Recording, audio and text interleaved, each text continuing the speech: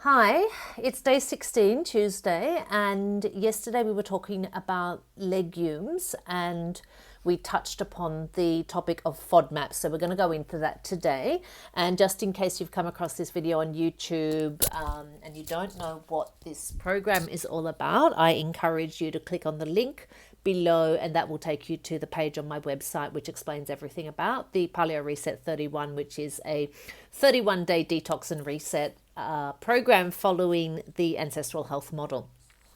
Okay, so getting onto the issue of FODMAPs and farts and gas and all of the problems, all of these very common digestive problems that we have.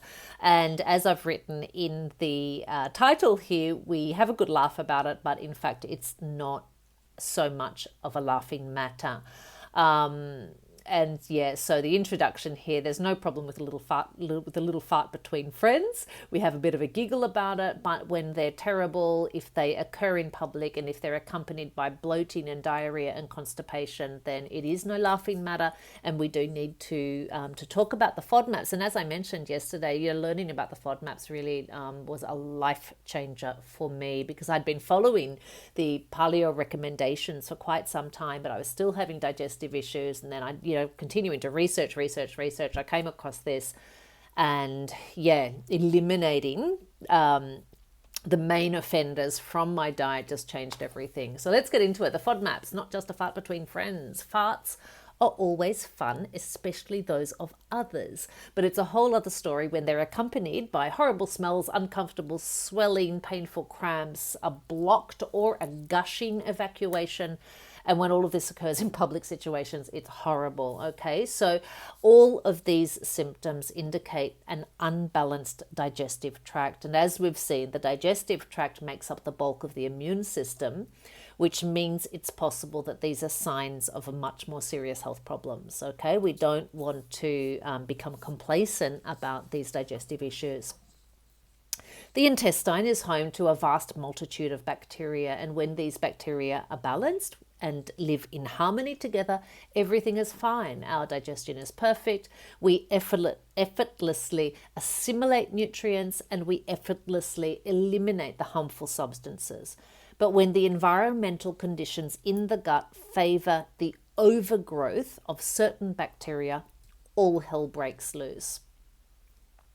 If our intestinal bacteria are constantly out of balance, the risk is not just a little gas, but the possibility of developing serious problems such as IBS, which is irritable bowel syndrome, or SIBO, the small intestinal bacterial overgrowth. And so the FODMAPs are known to contribute greatly to intestinal bacterial unbalance. So what are the FODMAPs? We touched on this yesterday. We'll go into it again today. We all know that beans make us fart, they create gas, and the reason for this is that they contain fermentable carbohydrates. The FODMAPs are fermentable oligosaccharides, disaccharides, monosaccharides, and polyols. They are short chain carbohydrates and alcohols, which are all sugars. And the problem is that the small intestine has a hard time digesting them. And this is true for all human beings, right? It's about the length and the composition of our the length of our intestinal tract and the composition of our gut bacteria. We all human beings have a problem digesting the FODMAPs. And because they're not digested easily, the gut bacteria feed on them, producing hydrogen, which ferments them. And the fermentation produces gas and distension of the intestine. Now, the uncomfortable and antisocial consequences include bloating and horrible smells and constipation and diarrhea. And over time, this may lead to or contribute to the development of IBS and SIBO or SIBO. So taken together, unfortunately, the FODMAPs include a wide variety of common foods. I've got a photo there of onions, which are a big offender. So taken together, the FODMAPs include a wide variety of common foods, and changing your diet to reduce or eliminate them often seriously resolves a lifetime of digestive issues. The oligosaccharides include fructans and galactans. The fructans are found in wheat, rye, barley, onion, garlic, artichoke, asparagus, beetroot, chicory, leek, radicchio, the white part of spring onion, broccoli, Brussels sprouts, cabbage, fennel, and some probiotics. And the other type of oligosaccharide, the galactans, are found in all of your legumes and beans. For example, your borlotti beans and your peas and your chickpeas and your lentils, but all of them.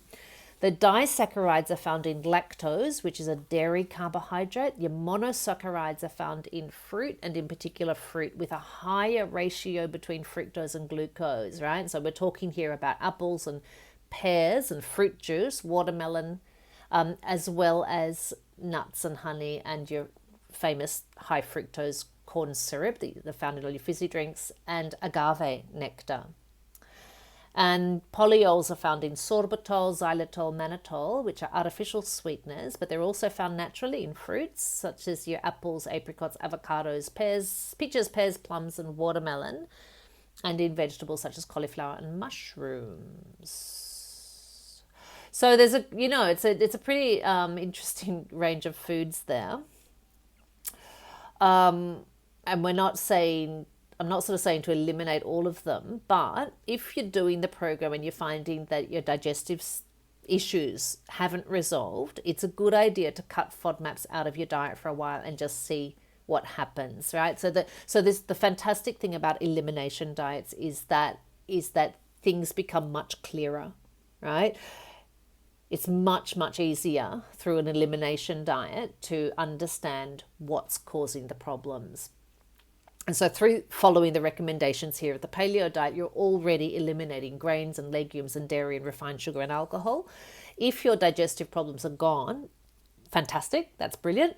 If they're persisting, then try cutting out other FODMAPs, particularly things like cabbage and onions and garlic. Onions and garlic, for me, still, 8 years later, I still have to be really careful of them.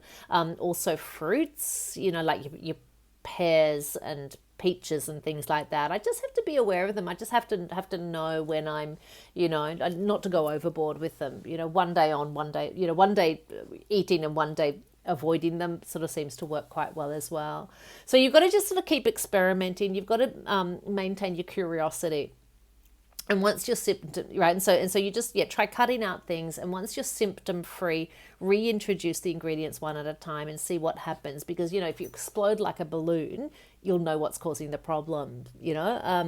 I find we do a full reset, once or twice a year, and I find that even though I'm not sort of dairy intolerant as such, I find that my digestion is much better when I, during that month when I cut dairy out completely, for example, yeah.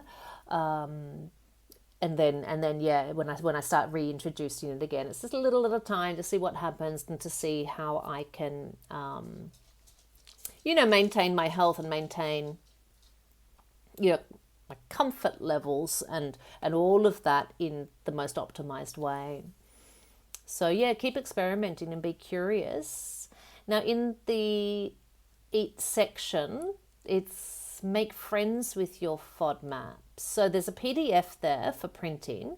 And you can just sort of have a glance through that, and you can just sort of, that's just to sort of help you understand how the FODMAPs are contributing to your digestive comfort or your digestive discomfort, okay? And I think it is, as I said, this was life-changing for me because it resolved issues of a lifetime. So in the section on move, the recommendations for today are the Primal Essential Movements or the 7-day workout, which I really like. And your motivation exercise for day is reflection, to reflect on what's going on for you now that you've reached this point of being halfway through the reset. Congratulations for getting here. And this is a really good point. So really, get in there, go deep, reconnect with your goals. How are you feeling physically? What are you really pleased about? What are your successes? Where are you struggling? What would you like to do differently? what do you need to do to make your reset successful? And if that involves contacting me, setting up an appointment or whatever, then do so. I'm here for you. Okay, so fantastic. Okay, and I'll see you tomorrow. Ciao, ciao.